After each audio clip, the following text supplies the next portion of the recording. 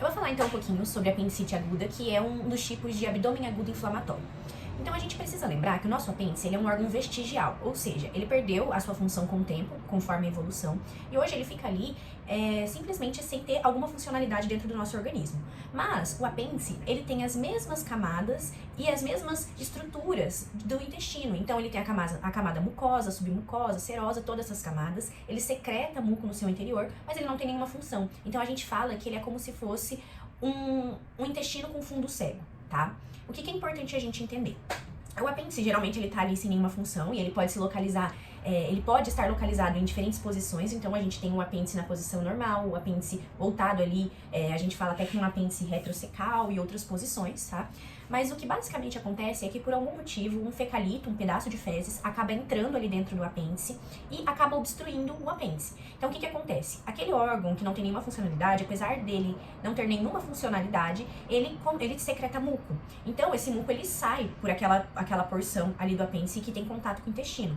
A partir do momento que entra um fecalito, aquele muco, ele deixa de sair. Então, a gente causa uma obstrução. Então, começa a misturar muco com fezes e aquele apêndice começa a distender, ele não consegue ser drenado, e aí o que acontece? Aumenta a pressão intraluminal e ocorre uma estase da secreção mucosa, tá? Isso tudo vai levar a um processo onde aquele apêndice que recebia ali, por exemplo, uma vascularização sanguínea, a pressão dentro do apêndice é tão grande que a pressão para fazer a perfusão ali não consegue entrar no apêndice. E aí ele vai começando aos poucos perder a sua perfusão. Além disso, aquele ambiente enriquecido em fezes e muco é um ambiente rico para a proliferação de bactérias, então ele começa a proliferar bactérias, causar um quadro inflamatório, e dependendo do tempo que ele evolui, ele pode até entrar em um quadro de isquemia, necrosar, e se necrosar ele pode perfurar, e todo aquele conteúdo séptico, né, aquele conteúdo bacteriano, infeccioso, cai no peritônio e pode gerar uma peritonite.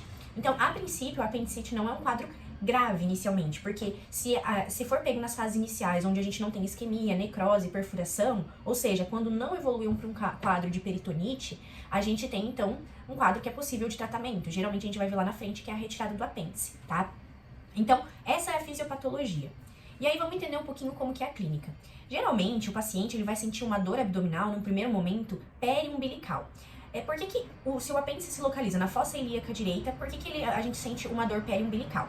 Porque a gente tem, então, lembrando ali da fisiologia do abdômen, nós temos dois peritônios. O peritônio que reveste o apêndice, que é o peritônio visceral, e o peritônio parietal. A gente fala que o peritônio visceral, ele gera uma dor difusa e mal localizada. Então, o que acontece? Quando o apêndice começa a distender, ele toca no peritônio visceral.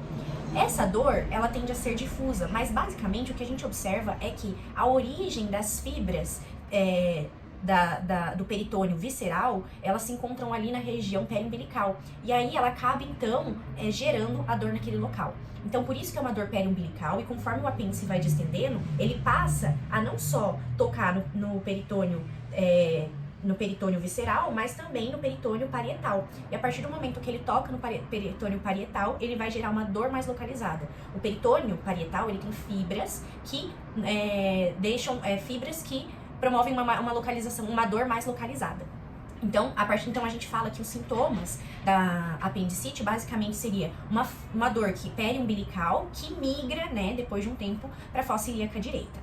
Por conta dessa dor, por conta desse quadro inflamatório, o paciente ele pode ter náuseas, vômitos, ele pode ter um quadro febril e ele pode também ter anorexia, tá? Então, ele deixa de se alimentar justamente por conta desse quadro, dessa dor. Bem, aí existe sim a possibilidade de peritonite. E aí, como que a gente pode diagnosticar, né, através do exame físico, um possível quadro de peritonite ou um possível quadro de apendicite? Existem alguns sinais dentro da fisiologia que nos dão indício, então, de um quadro de apendicite. O primeiro sinal, basicamente, seria o Bloomberg, tá? O Bloomberg é quando você faz uma descompressão na fossa ilíaca direita e quando você tira a mão, então, durante a retirada da descompressão, o paciente sente dor. Esse sinal de Bloomberg, ele é positivo para peritonite, mas aqui na apendicite, o médico, no vídeo, eles até falam que é uma peritonite mais localizada, é uma peritonite mais em região abdominal. Porque o que acontece? Muitas vezes o abdômen, o apêndice, ele começa a se distender e quando ele acaba querendo perfurar, o peritônio, ele estanca aquela perfuração. Então, tem sim uma peritonite, mas geralmente é uma peritonite mais localizada. Existem quadros que vai gerar peritonite difusa no abdômen, daí é um quadro mais grave, mas tem como ter essa peritonite pancreatite generalizada. E o Bloomberg, ele era um sinal, né? Então, Bloomberg positivo, com o tempo, acabou sendo usado para qualquer descompressão brusca em qualquer região do abdômen. Então, a gente não utiliza mais tanto o sinal de Bloomberg positivo, a gente acaba utilizando descompressão brusca positiva, tá? Que vai trazer indícios ali bem na região onde a gente tem o abdômen, que a gente chama ali de ponto de McBurney. Então, uma dor na descompressão brusca no ponto de McBurney, que é entre a linha periumbilical e a fossa, e você traça uma linha na crista ilíaca até a fossa periumbilical e até ao redor do umbigo, a região periumbilical, e aí você consegue palpar o abdômen. O outro sinal é o sinal de Hovsing, que basicamente é quando você palpa ali a fossa ilíaca esquerda e o paciente refere uma dor na fossa ilíaca direita. Basicamente, o que está acontecendo?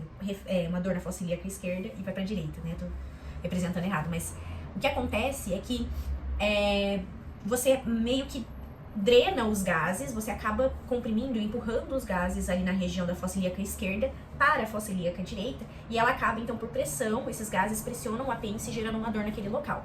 Além disso, nós temos, então, o sinal de Lipinski. O sinal de Lipinski é quando a gente faz uma compressão na fossa ilíaca direita e a elevação do membro inferior esticado, tá? Então, basicamente, o sinal de Lipinski, ele dá muito positivo quando a gente tem um caso ali, por exemplo, de apendicite retroperitoneal, retrocecal.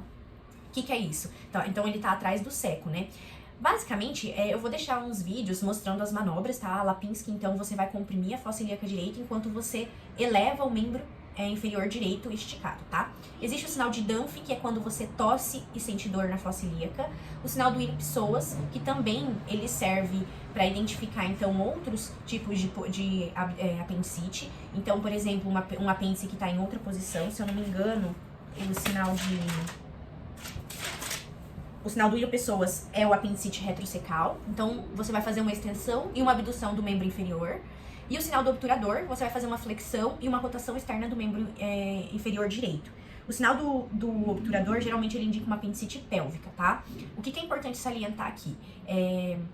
Esses sinais da Willi-Psoas ou do obturador, ele basicamente não representa ele não é um sinal específico só da apendicite. Ele pode ter, por exemplo, no lado esquerdo, sugerindo uma diverticulite ou um abscesso ali na região intestinal ou algum local específico, mas eles indicam um processo inflamatório que acaba atingindo ou a musculatura do Willi-Psoas ou a musculatura do obturador, e isso nos favorece ter indícios, então, de uma inflamação localizada no intestino. Por isso que muitas vezes nos sugerem ali um quadro de apendicite, tá? Existe, por fim, o sinal do Lenander. O Lenander também não é específico da apendicite, mas é um sinal onde a gente observa que a temperatura retal, ela está maior que a temperatura axilar. Por quê? A gente tem um processo inflamatório ali, então geralmente a gente vai mandar mais sangue para aquele local, e ao mandar mais sangue para aquele local, a gente tem um aumento da temperatura. Então, como o intestino ali ele fica mais próximo da região retal, o apêndice fica mais próximo da região retal, acaba tendo um aumento de temperatura na região retal de aproximadamente 1 grau a mais do que da temperatura axilar. Falando um pouquinho, então, sobre como a gente fazer o diagnóstico. Em geral, a gente não utiliza o score do Alvarado. O score do Alvarado, ele serve pra gente identificar se existe uma grande possibilidade de ser apendicite e qual a conduta que a gente vai tomar. Só que no dia a dia a gente não acaba usando, mas como cai muitas provas, eu vou citar um pouquinho como que funciona esse score do Alvarado. A gente vai dar 1 ponto para os seguintes sintomas: náusea ou vômitos, anorexia, dor com migração, descompressão brusca, tudo que tá aqui do lado. E 2 pontos para dor à palpação e leucocitose, tá? O paciente que tem a pontuação maior ou igual a 7, ele fecha praticamente o quadro para apendicite, então a gente vai levar ele para cirurgia. O paciente que tem uma pontuação menor que 7, a gente fica em dúvida.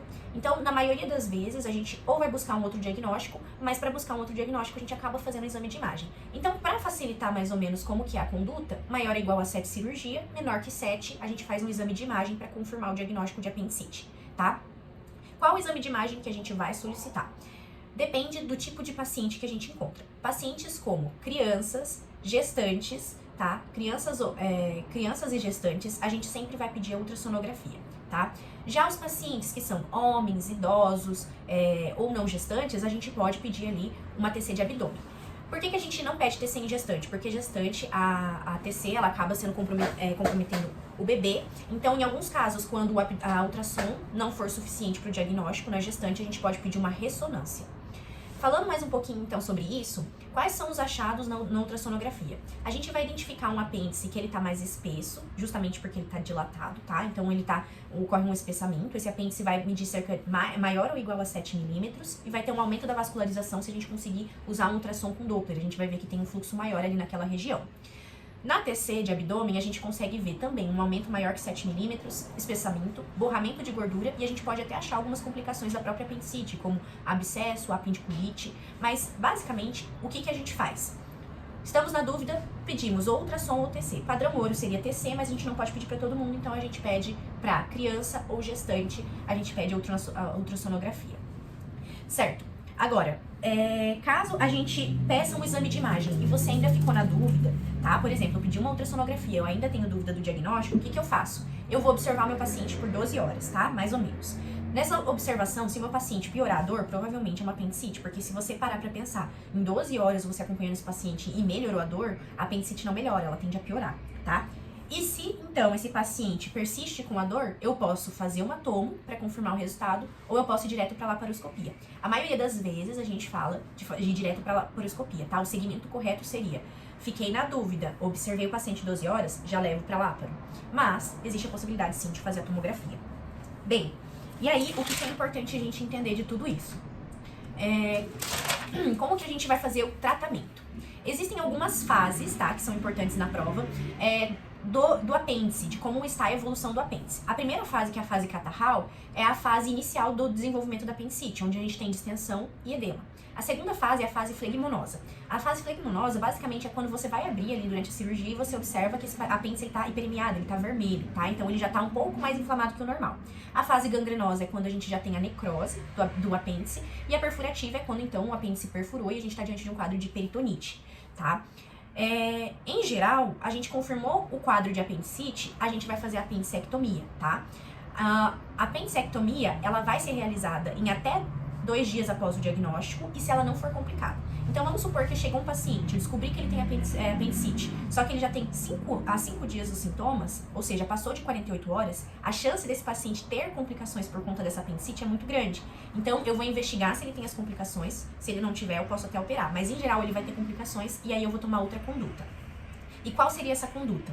Tá? Pacientes que têm complicações, como por exemplo abscesso, o apêndice colou ali na parede abdominal, tudo isso, a gente vai então drenar esse apêndice, tá? E além de drenar esse apêndice, a gente vai